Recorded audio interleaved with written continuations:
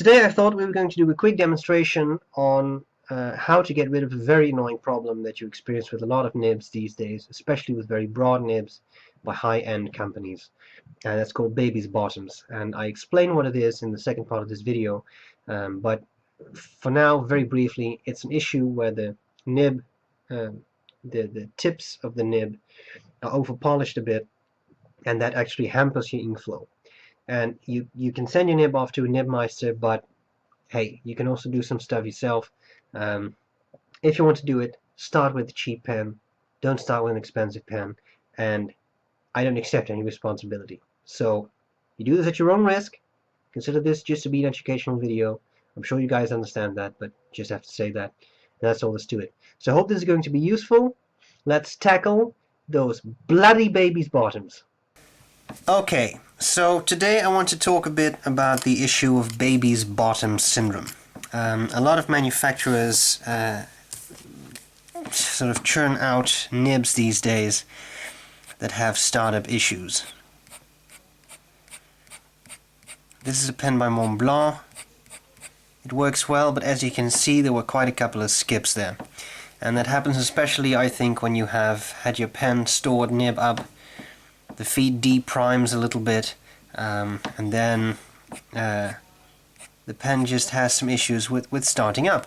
And what happens is the manufacturers take, let me see if I can show you this, they polish, I'm going to put it on the cap of the pen, they polish their nibs a bit too much, and then when you look at the underside of that tipping material, that is that part that is hitting the paper actually, then sometimes you really see that it looks a bit like that.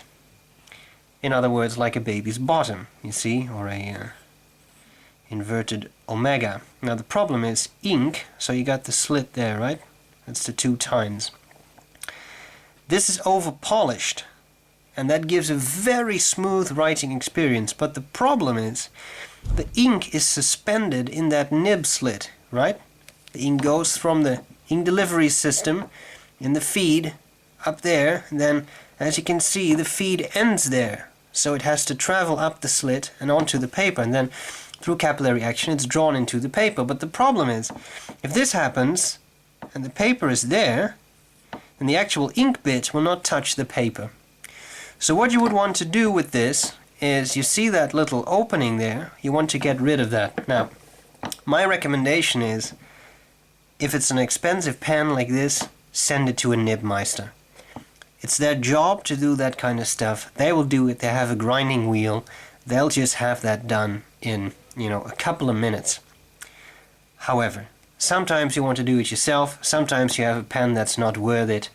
To send it off to a nibmeister. If you have this with a Lamy Safari, are you really going to send a $20 pen to be worked on for $40? I mean, sometimes you just want to do it yourself. So, I've deliberated for a long time whether I should do this video, but the same caveats apply to all of my nib tuning videos. You do this at your own risk. So if you want to try this, that's fine. Don't come to me if you ruin your nib. I have given you warning. You do this at your own risk. Now, if you want to see how I solve this issue, we're going to look at that now. First of all, you need some paper, and you need smooth paper like Rhodia, because usually a pen with baby's bottoms, if you have absorbent paper like copier paper, it's much easier. The paper is more absorbent, it will suck up the ink a bit easier. And then it's just a lot easier to write, so make sure you got some smooth paper, okay? So just so that you can try a nib. You see it still skip, and then at some point, I mean, you can test for baby's bottoms. If you apply a bit more pressure, there are no startup issues, right? Because then you just force the tines open, bring everything close to the paper, etc., and then the pen will write. But we're talking about situations where we don't apply pressure, because I don't want to push down this hard on my pen. I want it to always write. So what do you do? What do you need? What I recommend you get is a package of micro mesh pads. These are extremely useful. Now this is 12,000 grit, the finest grit. If you just do a little bit of nib smoothing once in a while, this is all you need. But if you want to do more extensive things, like removing babies' bottoms, get a whole package. You can get this from AndersonPens.net. That's where I got it. I think I paid $20 or $25. I think 20. You get 1, 2, 3, 4, 5, 6, 7, 8, 9 different grits, and these things will last.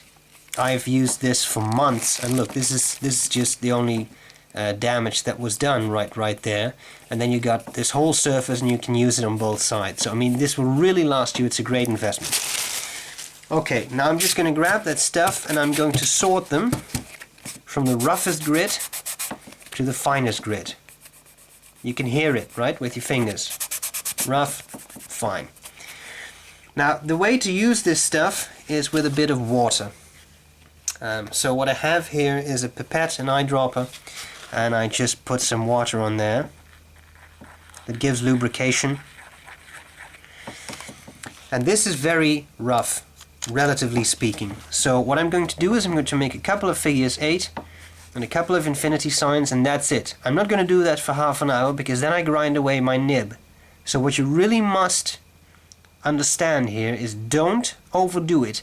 Test it often and start by using a good loop, checking out your pen. If you really see that baby's bottom shape that I've drawn, then you know you probably have to do something about the nib. Okay? So I'm going to do this here. I've got my paper. You can't see what I'm doing. I can't put it all on the camera, but that's alright. I'll just tell you. Okay? So my holy number is 8. 1, 2, 3, 4, 5, 6, 7, 8. I hold the pen as I do it when I write, because obviously I'm going to write with the pen, and when I write I get the startup issue. So I don't hold it straight up. I hold it as I write it. Okay, that was 8, and then some infinities. And that's it. I'm not going to do any more. Now you may hear the pen makes a lot more noise now. That's alright, that's alright. We're roughening it up. Now we're going to smooth it down. So I take the next micro mesh grit. I don't know what all these grits are. I just know that the finest one is 12,000. I know that that's the one you usually use, but 3, 4, 5, 6, 7, 8. 1, 2, 3, 4, 5, 6, 7, 8. Alright. Clean that off. Next one. Whoops. I squirted a bit too early there.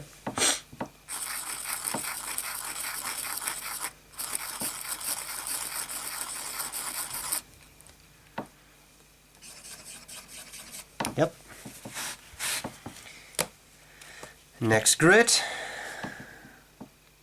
I'll try to exercise some more control there. There you go.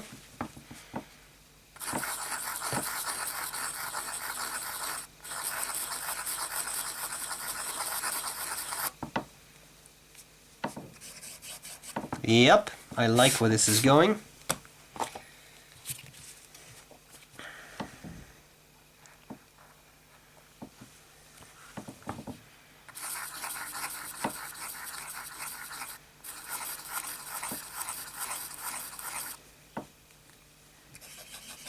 Oh yeah. Next grit. As you can see, this is really not a process that takes hours. It's fairly simple.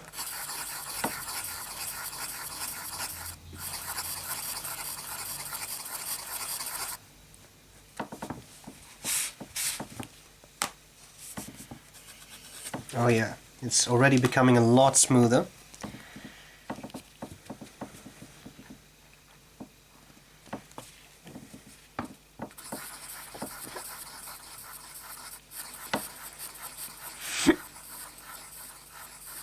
Don't go too fast. Make sure you get the motions in. Some people like to rotate the nib like this when they do it, but I'm not smoothing it really. I'm just trying to get rid of baby's bottom. So for smoothing I might do this to hit the sides, but usually actually I don't really. Just grabbing some more water.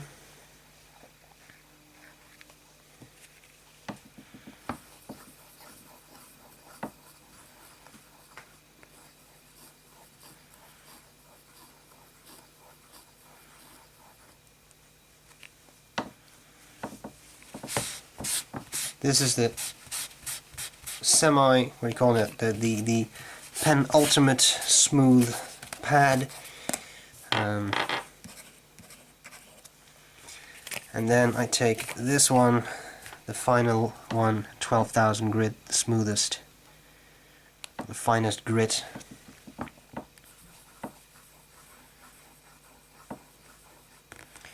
If you feel your pen gets snagged somewhere, there is a little burr, you have to check it with your loop. But I don't, so I think we are done there. Now what I'm going to do is I'm just going to squeeze out some ink, because clearly there is water in the feed now. You lose a bit of ink, but hey. Okay, now I'm grabbing my paper. And one thing I'm going to do here is I'm going to take an ink cloth, and I'm really going to make sure that nib is dry, because I have just primed the feed, right? I want to make sure this is as dry as I can make it. Now I do some writing, boom, starts up straight away. You see that? Do you see any skipping? You see any skipping? I don't. And that's because we have effectively removed the baby's bottoms. And now your pen writes, and there is pretty much only one thing to say. It sums it all up, and that is boom! Shakalaka.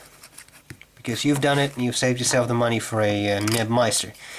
Now, a couple of things. Number one, go slow. Don't overdo it. Don't do this if you have to leave in 5 minutes. Take your time. 2, a few passes.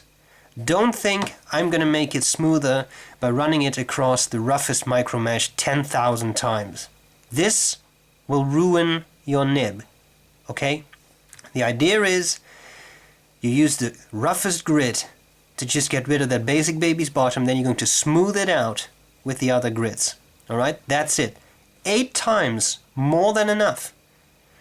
3, what to do if you've done this and it still doesn't work?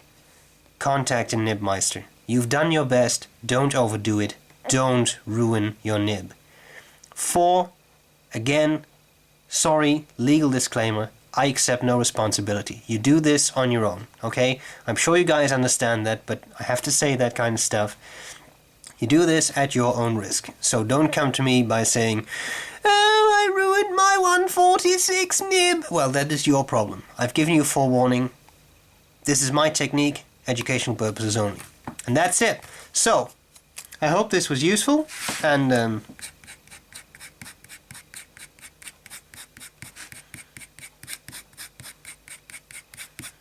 yeah. The end. Bye-bye.